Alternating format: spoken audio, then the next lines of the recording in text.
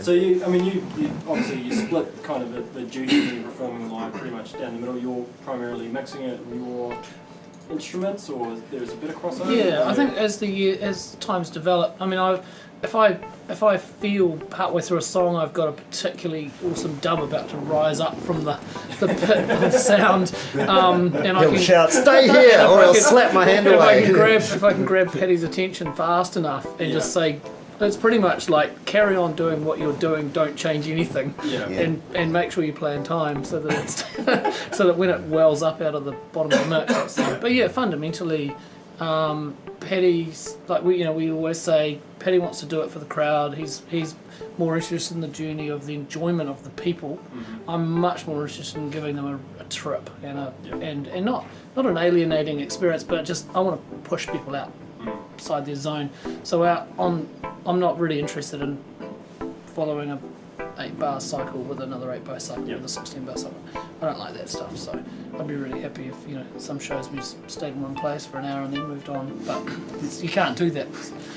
We can in some gigs, but you wouldn't get to play it the big day out if you did shit like that. So I guess I've seceded that level of control to Paddy's compositional aesthetic. He's watching the crowd more than I am. I'm just hearing sound, and then every now and again I'm like, no, hang on, I want to go here, and sometimes it works, sometimes it doesn't. Mm-hmm. When it works, it's awesome, and vice versa for Paddy. We'll go off into some place, and sometimes it works, and sometimes it doesn't. And I think at the end of the day, the most important thing is that the audience are feeling that what they're watching is happening. Mm-hmm. I think there's nothing worse than standing there watching a live electronic musician pick their nose not hearing down. any danger or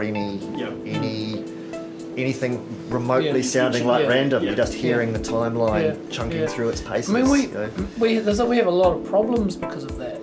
We don't tend to travel with a sound engineer, and we can have really shit on stage monitors that are just so goddamn awful you can barely play. You're smacking into limiters that have been put on, and then other times we have just the most amazing magic shows, and sometimes you think the best gigs turns out to be crap, and this funny little one you've set up in a strange venue somewhere just looks like it's going to be absolute hell, turns out to be a blinder.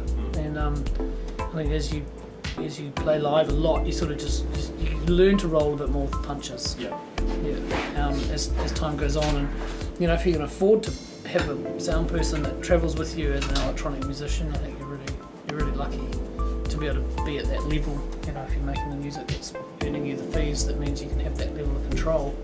That's pretty awesome, and it is dangerous going out with a non-mastered live electronic show without that guarantee that the front of house person isn't gonna. Because what tends to happen, we find every now and again they'll just pull the masters back a few dB and then go off to the bar, because they'll go, I don't need to do anything, and suddenly they almost make you impotent, and we're constantly trying to explain to them that it's really important that they stay there and that as our set, and sometimes when they walk away it's all fine, sometimes when they walk away it's terrible. Because I think it was maybe a tutorial I heard you were talking about compression and your dislike of compression over the whole thing, so that the mix can kind of breathe. Absolutely, we're stuck in an arms race at the moment of either musicians or DJs or electronic acts that don't know shit about audio. All they know is if they see green and amber and red means they're going over big time, and that's what all the last 5 guys before them did it. And as a result, all the venue owners and the PA owners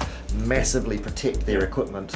And so you've got these evil system compressors that, so that if you're playing something that's massively mastered, nice and bright and crispy, and it's absolutely slamming that with, 6 dB of dynamic range, it will poke through the compressor and get to a reasonable level. But anything sub that is going to sound floppy and quiet, and unless you're doing that, and especially pumpy, and us being a live act that essentially exists in DJ world. Like when we travel overseas more, like here we're more known as a live act and stuff, playing on stage with bands like Saldab and whatever and that. But generally, because people's mode of discovery of us in other markets is through DJs and off CD and things, we have this paradox that often we'll turn up to places and people expect us to play in the DJ booth, and there's just no physical room for our stuff. But It's a friggin' pain. Sorry, in the ass. push this button for a roundabout system compression. Yeah, But I yeah, knew it yeah. as well. So I guess when you're playing out live, you've got the basis of the tracks that people will recognise from buying your albums and stuff, but you're not necessarily going out there to represent them in the whole. You're not trying to. I guess we're constantly trying to, again, as we've ended up making more tracks in the studio, because obviously the first album was made at the end of a Had lot of been live completely development. played live so first. a lot of the songs on that were essentially live versions, if you like. Second album was almost completely constructed in the studio, and then we tried to work out how to go and play it live, which was difficult. The third album was a sort of a combination of the two, and then the fourth one was, I guess, a similar thing as, we got the thing up and going for the album, and then we were like, shit, we're going to turn this into a live set. Yeah. And quite a few of the songs didn't actually work off the album.